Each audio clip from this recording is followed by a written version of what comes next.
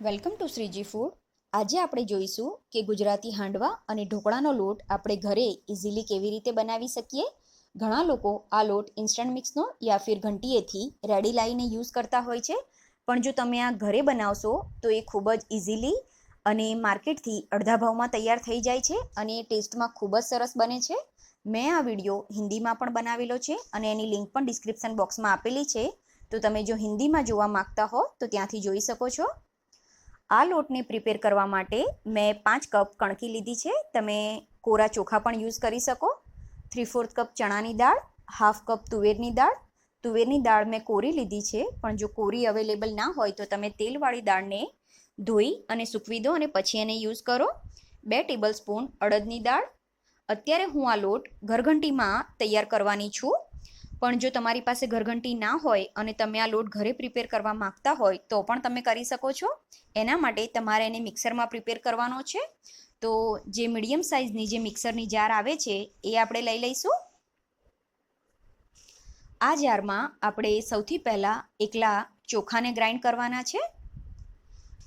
ચોખાને સૂજી જેવું કકરું ટેક્સચર આવે ત્યાં સુધી એને ગ્રાઇન્ડ કરી લેવાના છે અને ચોખા ગ્રાઇન્ડ થઈ જાય એ પછી આપણે આ ત્રણેય દાળને મિક્સ કરીને એને પણ એવું સૂજી જેવું ટેક્સચર આવે ત્યાં સુધી એને ગ્રાઇન્ડ કરી લેવાનું છે.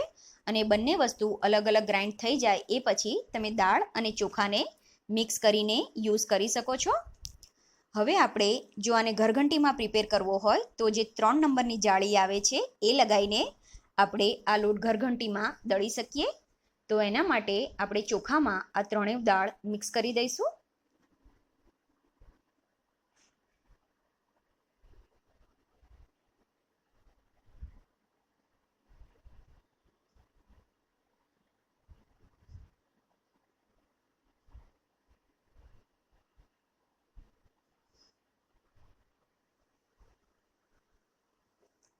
હવે આને આપણે ઘરઘંટીમાં ગ્રાઇન્ડ કરી લઈએ.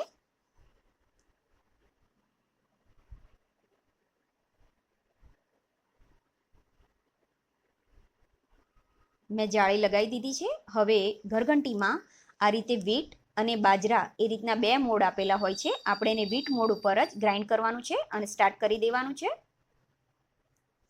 હવે આપણો હાંડવા અને ઢોકળાનો લોટ આપણે યુઝ કરવા માટે રેડી છે. તમે આ લોટને બહાર એરટાઇટ ડબ્બામાં ભરીને 2 મહિના માટે સ્ટોર કરી શકો છો.